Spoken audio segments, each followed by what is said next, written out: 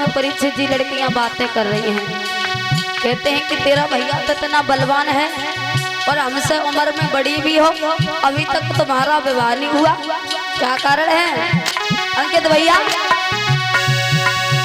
तेरा भैया भिखारी है जो तू कुंवारी है, तेरा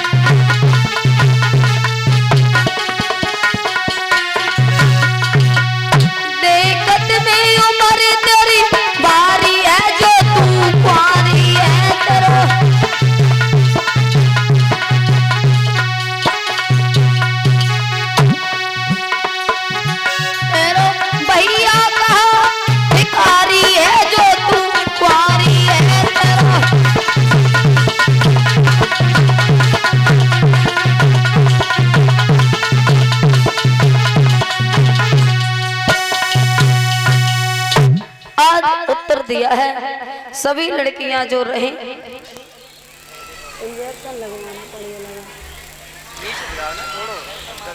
मेरे भैया, जिस वक्त ये लड़कियों ने आज आपस में बातचीत करना प्रारंभ कर दिया तो जब कहा है कि तेरा भैया तो इतना पैसा वाला है, इतना बलवान है, फिर भी तेरा विवाह नहीं हुआ, जवाब दिया देखो हमारे विवाह की चिंता ना करो, तुमने अपनो कर लो, शांत बैठो।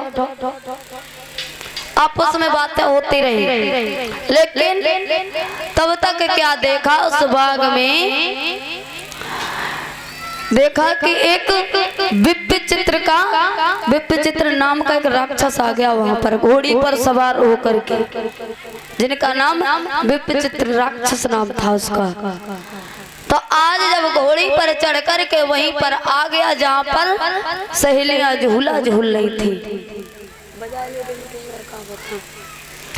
अब जब झूला झूल रही थी तो देखा तो भैया लड़कियां खड़ी उठ करके खड़ी हो गई। जवाब दिया सब बाग में कौन है, और जाते जाते उस राक्षस ने आज सहका की कलाई को पकड़ लिया। ओ भैया जब कलाई को पकड़ लिया तो सहका को तो ये घमंड था कि हमारा भैया बड़ा पहलवान है, ताकतवर है। तो सहका ने कहा अरे दुष्ट, मेरी कलाई को छोड़ दे, तू अभी मेरे भाई के बारे में तुझे मालूम नहीं होगा। तो विप्चित्र कहने लगा अरे सहका, तुझे अपने भाई पे इतना घमंड है, जा करके कह दे कि मेरे से युद्ध कर ले। अगर तेरा भैया इतना बलवान है तो जा करके कह दे कि हमारे से युद्ध कर ले। सहका कहने लगे मान जाओ, क्योंकि मेरे भैया से आज तक कोई जीता नहीं है। आज जैसे ये कहा है तो जवाब दिया अगर कहीं तेरे भैया में और हमारे में युद्ध हुआ और कहीं अगर मैंने तेरे भैया को पराजित कर दिया, हरा दिया, तो क्या करोगी? सहका कहने लगी देखो आज तक तो किसी ने हराया नहीं है हमारे भाई को, और अगर कहीं हमारे भाई को तुमने हरा दिया तो आप बताओगे भाई मैं करूंगी। तो विप्चित्र नाम के राक्षस ने कहा है कि सुनो, अगर मैंने युद्ध में तुम्हारे भाई को पराजित कर दिया तो पता है क्या करेंगे? बताया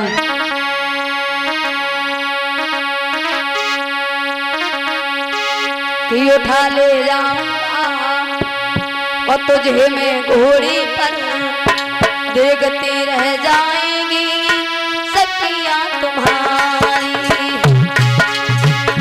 कहो ना प्यार है प्यार है प्यार, उठा ले जाऊंगा तुझे मैं घोड़ी पर देखती रह जाएंगी सखियां तुम्हारी।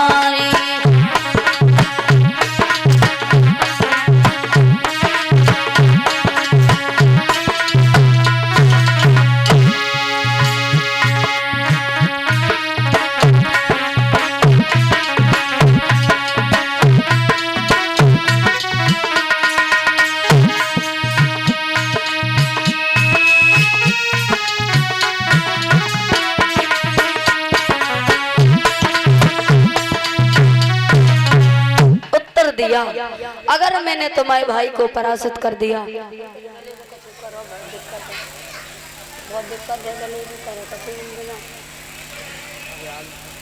तुम कह दो, उसे कह देना। श्री सुखदेव जी कहते हैं राजन परीक्षित,